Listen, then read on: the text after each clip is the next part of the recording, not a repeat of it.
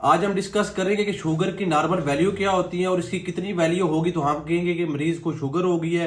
और अगर खुदा न खास्ता मरीज को शुगर हो गई तो उसने आप इसकी वैल्यू रखनी कितनी है, उसने शुगर कितनी कंट्रोल करनी है। अस्सलाम वालेकुम, मेरा नाम डॉक्टर उमर फारूक है, मेडिकल स्पेशलिस्ट हूँ। अब ये शुगर होती है, ये तीन किस्म की होती हैं। एक जो होती है फास्टिंग शुगर, जिसे हम कहते हैं खाली पेट वाली शुगर, और दूसरी होती है रैंडम शुगर। जो रैंडम शुगर मतलब जो आपने खाने के बाद चेक करनी होती है, ये खाने के एग्जैक्ट 2 घंटे बाद चेक करनी होती है। अक्सर मरीज आते हैं, उन्हें ये पता ही नहीं होता कि ये आपने खाने के कितनी देर बाद चेक करनी है। और तीसरी होती है जो 3 महीने वाला कंट्रोल होता है, जिसे हम कहते हैं HbA1c। तो ये हमने तीन चीजें देखनी होती है जिसकी बिना पे हम लेबल करते हैं कि एक मरीज को शुगर है, और अगर खुदा न खास्ता उसकी शुगर हो गई है तो उसको आप कंट्रोल कैसे है। तो ये हमने तीनों चीजें देखनी होती हैं, फास्टिंग शुगर, रैंडम शुगर और HbA1c। अब नॉर्मल बंदे में जो फास्टिंग शुगर है, जो खाली पेट वाली शुगर है, वो 100 से कम होती है। और इसी तरह जो रैंडम शुगर है, जो खाने के 2 घंटे बाद वाली शुगर है, ये 140 से कम होती है। और जो तीसरा मैंने बताया कि 3 महीने वाला कंट्रोल है, जिसे हम कहते हैं HbA1c, तो ये 5.7 से कम होता है।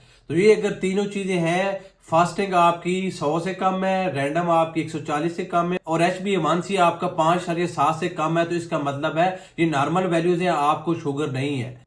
और अगर आप ये जो आपकी फास्टिंग है, जो खाली पेट वाली शुगर है, ये 126 से ज्यादा आ जाती है, जो रैंडम है, जो खाने के 2 घंटे बाद एग्जैक्ट आपने चेक करनी है, वो अगर 200 से ज्यादा आ जाती है, और तीसरी जो HbA1c है, जो 3 महीने वाला कंट्रोल है, अगर वो 6.4 से ज्यादा आ जाता है, तो इसका मतलब है आपको शुगर है। अब जो मरीज सबसे बड़ी गलती ये करते हैं, जब उन्हें शुगर डायग्नोज हो जाती है तो उन्हें कोई गोली शुरू कराई जाती है, तो वो अपनी शुगर का रिकॉर्ड मेंटेन नहीं करते। और उन्हें ये भी नहीं पता होता कि जो खाने के बाद वाली शुगर है वो कब चेक करनी है। खाली पेट की शुगर चलो सबको पता होता है कि खाली पेट करनी है, लेकिन जो खाने के 2 घंटे बाद वाली शुगर है वो उन्हें नहीं पता होता। कोई 3 घंटे बाद कर रहा है, कोई 4 घंटे बाद कर रहा है। हमेशा जो आपने खाने के 2 घंटे बाद वाली शुगर चेक करनी है, वो आपने एग्जैक्ट 2 घंटे बाद चेक करनी है, तो फिर आपकी वो सही रीडिंग आएगी। अब लोग करते क्या है कि वो एक गोली खाना शुरू कर देते हैं, या अगर किसी को इंसुलिन लगी है तो वो इंसुलिन लगाना शुरू करते हैं, तो बस उसी डोज पे चल रहे होते हैं, साथ वो अपनी शुगर का जो रिकॉर्ड है वो मेंटेन नहीं कर रहे होते। अब होता क्या है कि वो जब 5-6 महीने बाद डॉक्टर के पास दोबारा जाते हैं, तो उनकी जब शुगर चेक की जाती है तो पता लगता है उनकी शुगर कंट्रोल ही नहीं है। अब वो जो 6 महीने से गोली खा रहे थे, या जो इंसुलिन की एक ही फिक्स डोज लगाई जा रहे हैं, तो उन्हें उनका कख भी फायदा नहीं हुआ। तो आपने हर गज ऐसा नहीं करना।